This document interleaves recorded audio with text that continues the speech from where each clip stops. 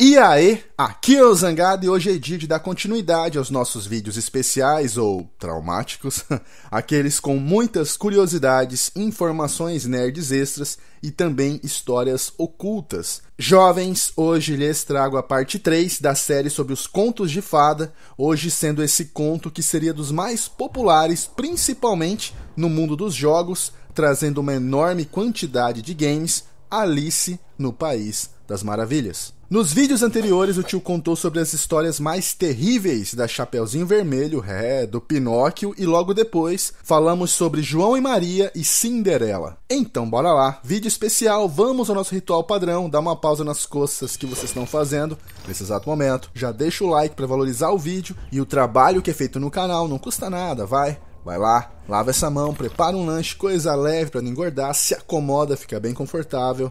E vem com o tio. Alice no País das Maravilhas sempre teve um lado obscuro que foi notado há muitos e muitos anos atrás. O próprio cantor Marilyn Manson diz idolatrar essa história.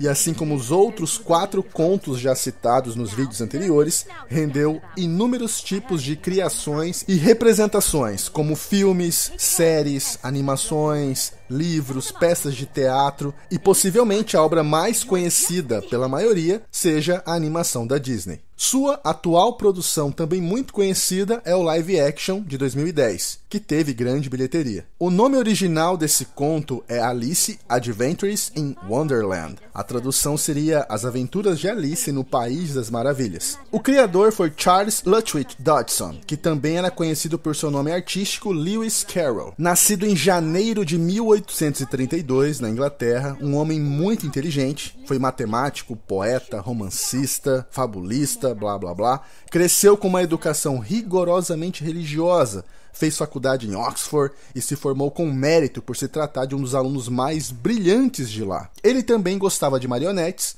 mágica, fotografia e se dizia apaixonado por crianças, só que não por meninos. Sim, ele era apaixonado por meninas pequenas mesmo. Ele as endeusava, as idolatrava, dizia que eram anjos. Ele gostava de desenhá-las, tirar fotografias. Porém, nem todas as fotografias ou desenhos que ele fazia, as meninas estavam vestidas. Não se tem um número exato de quantas meninas foram desenhadas ou fotografadas nuas por Charles. Até porque um de seus desejos foi que todas as fotografias e desenhos fossem queimados após sua morte. Mas 5 dessas fotos não foram queimadas e algumas cartas que ele escrevia para essas meninas também não foram. Não houve provas concretas que Charles molestou alguma delas. Só que mesmo assim, seu relacionamento com essas crianças não era normal. Uma coisa que talvez confirme que ele não tenha tocado de fato nas meninas em questão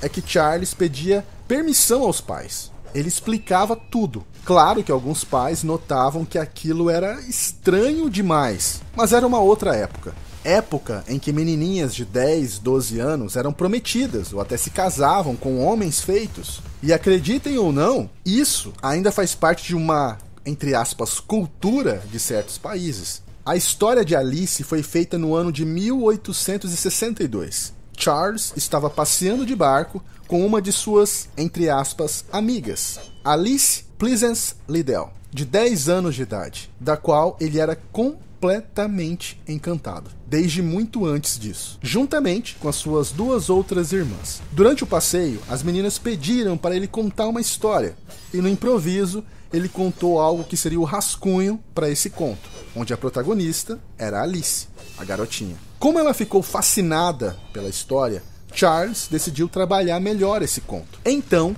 em 1865, Alice no País das Maravilhas foi publicado e foi um sucesso. O tio imagina que a maioria de vocês conhece a história do conto daquela menininha que caiu dentro de uma toca do coelho e entrou em um mundo maravilhoso e cheio de coisas absurdas acontecendo, como se fosse um sonho. O que poucos sabem são as inúmeras interpretações desse conto e seus personagens. Por exemplo, o fato da Alice cair dentro da toca do coelho seria uma referência àqueles sonhos em que temos sobre quedas.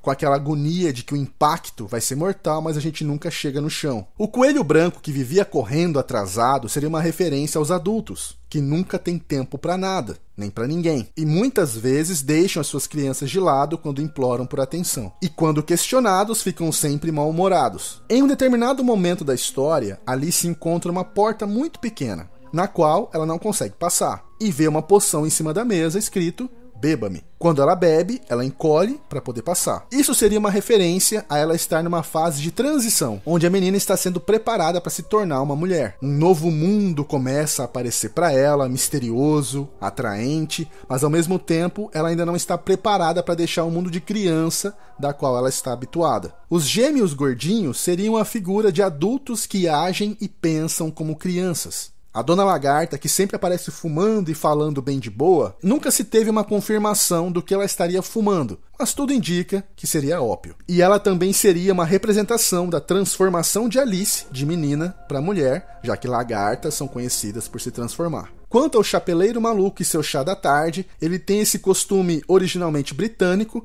como forma de questionar os hábitos e rotinas que os adultos costumam ter, deixando os dias repetitivos, sem graças e monótonos, principalmente na visão das crianças. Outra curiosidade é que naquela época os chapeleiros realmente podiam chegar à loucura por conta da exposição direta ao mercúrio que era usado na confecção dos chapéus. Assim, eles sentiam os efeitos colaterais que iam desde tremedeira até alucinações constantes. A figura do gato chega a ser difícil de compreender diante das anteriores, mas teria algo a ver com o próprio autor e não com Alice. Seu sorriso era dito como sedutor e escondia o que ele realmente sentia, que poderia variar em vários sentimentos bizarros. A Rainha de Copas está ligada a uma provocação à Rainha Vitória, dizendo que a sua autoridade era nula, ela era apenas uma figura folclórica da Inglaterra. Porque assim como ocorre hoje em dia, tudo que é decidido passa pelo parlamento. A monarquia serve apenas para manter uma tradição e chamar a atenção dos turistas. E tem mais uma coisinha, tudo acaba quando Alice acorda. Esse então seria o momento em que ela teria se tornado adolescente, onde fica implícito, mas todos nós sabemos em que momento da vida de uma menina isso acontece. Alice sempre foi um conto muito bem escrito e com muito mais personagens que os outros contos que estávamos acostumados. E diferente dos outros já citados, que eram bizarros em sua origem e passaram por adaptações, Alice na verdade possuía mensagens ocultas em cada linha de sua história. Com essa visão diferente e macabra, foram criados 2 importantes jogos entre dezenas já feitos, chamados American's McGee's Alice e em seguida Alice Madness Returns, o que muitos de vocês conhecem ou até mesmo jogaram. O primeiro deles foi lançado no ano 2000 como um game single player em terceira pessoa de ação e aventura com elementos plataforma, desenvolvido pela Rouge Entertainment e publicado pela EA. Cronologicamente, o jogo se passa depois dos 2 livros da Alice. Agora ela tem 16 anos e quando ela tinha 7, sua casa havia pegado fogo por conta de um acidente e seus pais morreram queimados.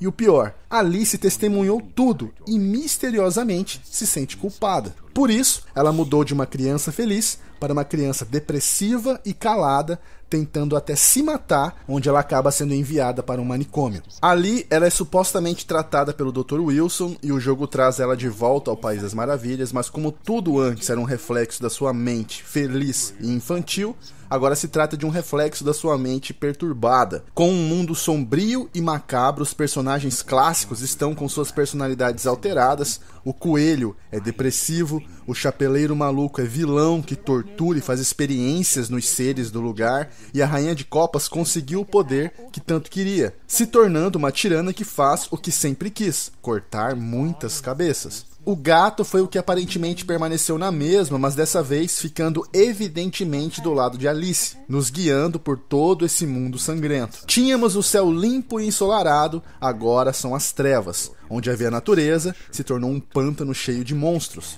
O coelho acredita que Alice é a única que poderá salvar esse mundo, o que significa que como o mundo é a própria cabeça da Alice, ela é a única que pode salvar a si mesma. A história desse e do próximo jogo é um dos fatores mais relevantes porque é feito de uma maneira muito bem desenvolvida, adaptada e que daria um ótimo filme sem sombra de dúvidas. O tempo de campanha de ambos gira em torno de 10 a 15 horas e a jogabilidade era bastante simples, podíamos correr, pular, se pendurar, Alice tem como fiel companheiro uma faca, capaz de mutilar os inimigos e arremessá-la neles também. Ela possui também mais 9 objetos para utilizar, como as cartas de baralho que cortam como lâminas, uma varinha de gelo que dispara um ar congelante, podendo servir de escudo também. Todas essas armas possuem pelo menos 2 tipos de tiro. Ela também encontra itens que dão habilidades especiais, como a sopa de gafanhoto que deixa mais ágil, ou o espelho negro que a deixa invisível. Ambos os jogos são lineares, mas com uma ótima ambientação, muito bem detalhada,